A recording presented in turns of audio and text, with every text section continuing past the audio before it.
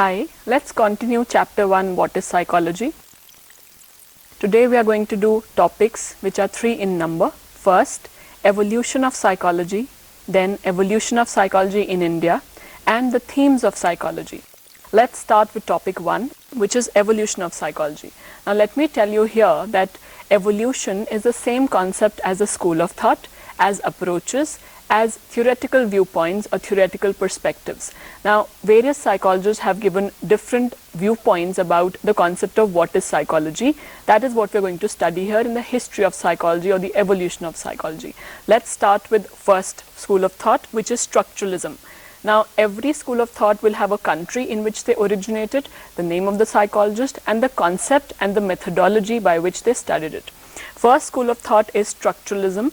Now, as the name suggests, structure is basically talking about the structure of the mind, structure of the consciousness, or structure of the thoughts. Now, since psychology developed in Germany in Leipzig when it separated from philosophy, in 1876 when it started with psychological experiments, psychological laboratories to become a science, this is what happened in the first school of thought. So the name of the psychologist or the founder is Wilhelm Wundt, who developed the first psychological laboratory in Germany. So this school of thought belongs to Germany. Structuralism basically deals with the factors or the constituents of the mind, of the consciousness, of the soul. Now, this is where it takes advantage of the method of introspection. Introspection, again, as the name suggests, a particular participant or the person to whom the experiment is being done, he has to explain his own mental processes. Then we move on to the next school of thought, which is functionalism. Now, as structuralism was dealing with the structure of the mind, this school of thought talks about the functions of the mind. If we talk about what purpose does the consciousness serve, my consciousness, my awareness, what function, what purpose does it serve?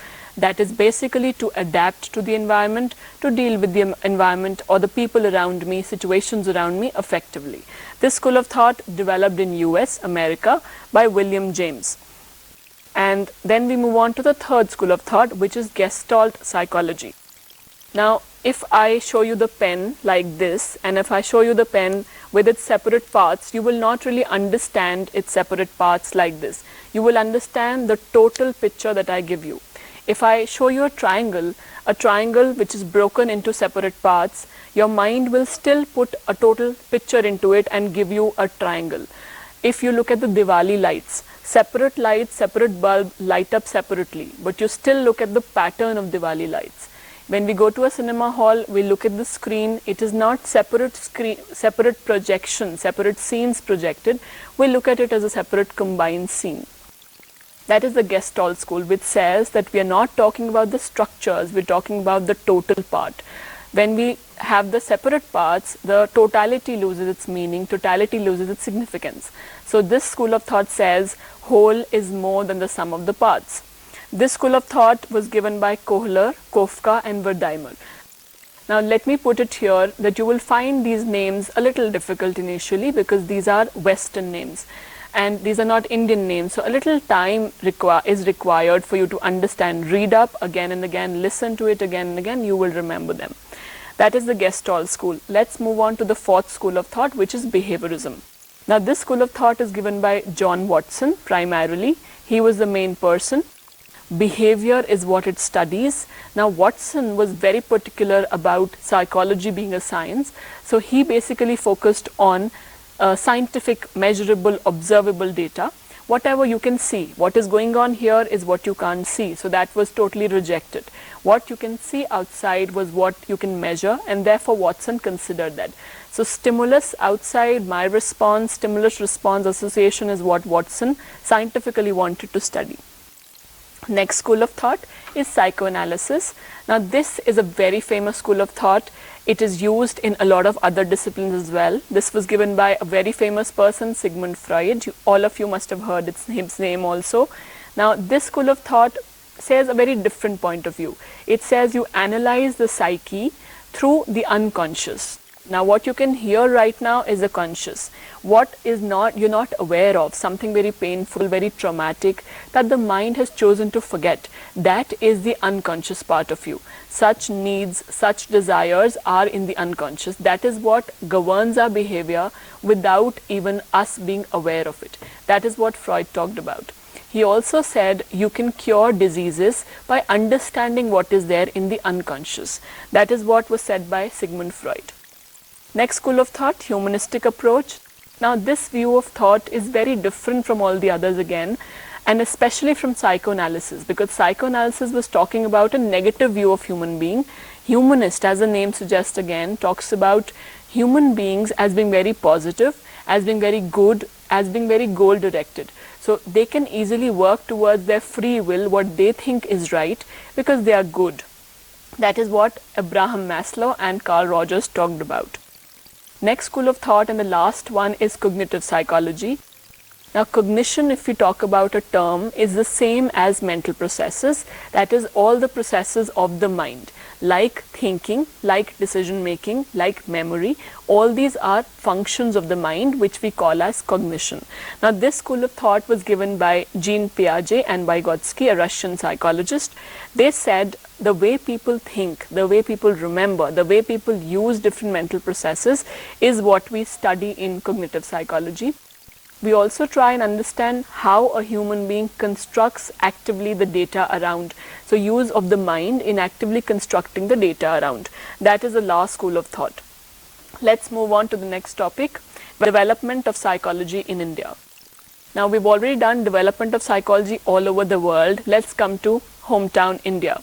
Now here, when we look at the tabular form, the first development in when psychologists wanted to bring psychology from Western countries to India, it wanted India also to have its own psychology. So it started developing and working on right from before independence. When we look at the pre-independence era, 1915, this was the establishment of psychology, Department of Psychology by Professor N.N. Sengupta. This was in Calcutta. He was one of the first persons. He also developed psychology, applied psychology in India. Then we move on to 1922, where establishment of Indian Psychological Association by Professor G. Bose, and also psychology expanded to Mysore, Patna, Bhubaneswar, Allahabad, all these areas as well. Then we move on to 1947 to 1960s era. In fact, when we talk about this, a researcher named Durganand Sinha, he has given in his book 4 important stages in which psychology developed in India. First stage, 1940 up till 1947, where psychology was being adapted from the Western model. Psychology was trying to have its own identity. Then from 1947 to 1960, it expanded into different branches. It also tried to link itself to the Indian context. After 60 to 70, it tried to solve various problems in India dealing with psychology. So psychology was applied, problem-oriented research, applied research was also taken up. Research of different kinds where you can apply and solve problems of people was taken up. Last phase is indigenization of education, which was after 1970s, post 1970s. Here they were trying to fit in psychology within the Indian socio-cultural framework, and also it was trying to bring about its own approaches. Indigenization of psychology started, Indian approaches started. Also it tried to link psychology, apply it to different fields. So this is where psychology was becoming interdisciplinary. Last topic for today that we have is themes of psychology. Now when we talk about the themes, we have 4 basic themes here. Themes again talks about how is psychology applied, what are the areas in which psychology is applied. So themes, the first theme is the same as the definition, which is psychology studies science like other sciences, and it also studies mental processes. Now this is where we talk about the concept of basic psychology, where psychology of different kinds, branches of different kinds are studied, and also through the scientific method. That is what the first theme talks about, which we are all aware of. Second theme deals with B is equal to F, which is behavior is equal to a function of person and environment. B is equal to F in bracket, person and environment. So basically psychology is dealing with 2 aspects. One is what is there inherited in genes. When people are born, they carry their genes from their ancestors. That is the natural part of it, which we cannot alter. It sets a limit, and thereafter you can always change the environmental aspect of it. Genes are automatically set. So one is the natural genetic basis, and the other is what environment offers you, the kind of conditions that you're born in, family environment, parenting, schooling, all these aspects help you groom yourself from the natural aspect. So these are the two aspects which psychology studies: person, that is the genes, and the environment, that is what is there around you, the conditions around you. Third theme that we talk about is all behavior is caused. That basically means that every behavior has a reason. So one behavior can have one reason, one factor influencing that. Let's say a person is very attached to his mother. Now that has to have a reason. Maybe the mother has really done a lot for the child. The mother also reciprocates. That's a cause. Similarly, another aspect could be when a child is not studying so well. What could be the reasons for that? So complex factors will come in here. Lots of factors will come in here. So behavior is caused by simple factor or by multiple factors.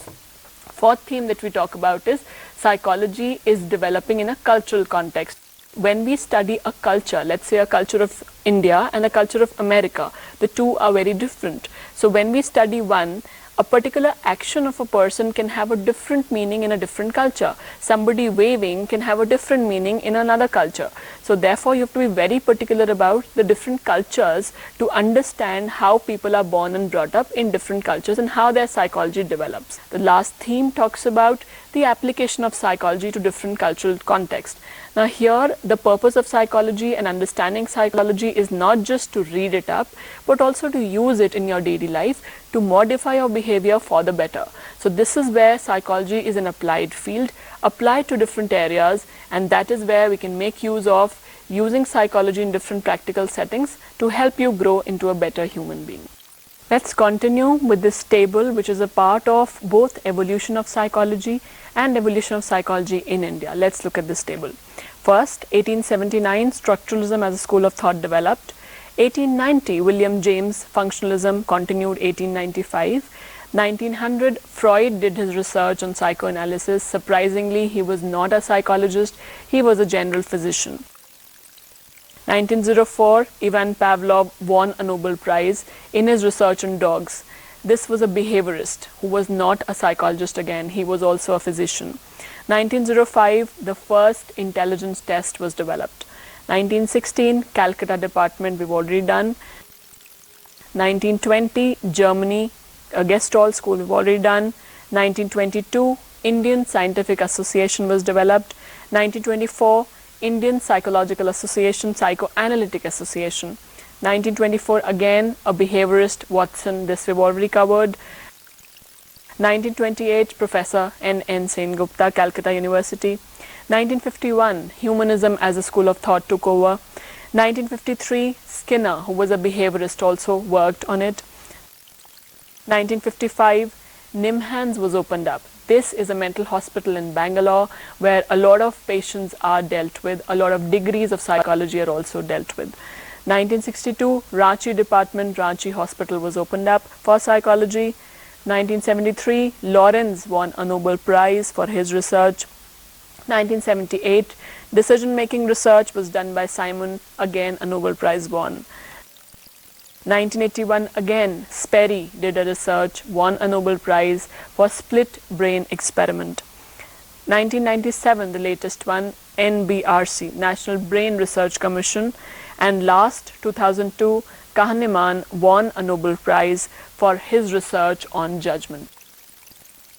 So today we've done all these topics. Let me summarize quickly. First topic that we've done is the evolution of psychology in India.